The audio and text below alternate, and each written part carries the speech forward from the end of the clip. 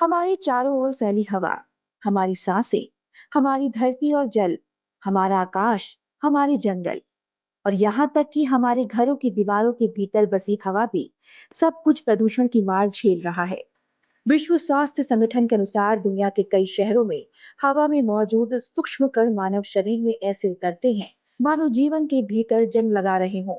जी हाँ, प्रदूषण किसी एक शहर या एक देश की समस्या नहीं, ये किसी एक मौसम, किसी एक घटना या किसी एक व्यक्ति की जिम्मेदारी नहीं, ये पूरी मानवता के सामने खड़ी एक कठिन चुनौती है। नेशनल पोल्यूशन कंट्रोल डे हर साल 2 दिसंबर को मनाया जाता है।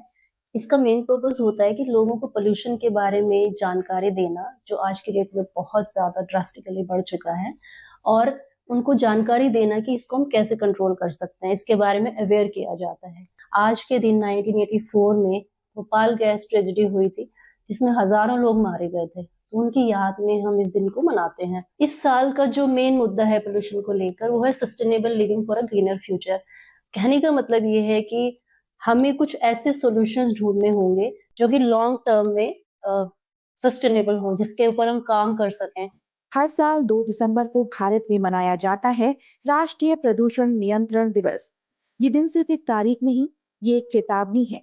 जब बात होती है प्रदूषण के बढ़ते खतरे की, तो साथ ही बात होती है उस भविष्य की भी, जिसे हम सुरक्षित बना सकते हैं, यदि समय रहते ही जाग जाएं। पोल्यूशन कंट्रोल इम्पोर्टेंट क्यों है? ये बड़ी चीजों में छुपा हुआ है, जैसे कि एनवायरनमेंट, हेल्थ और इकोनॉमी।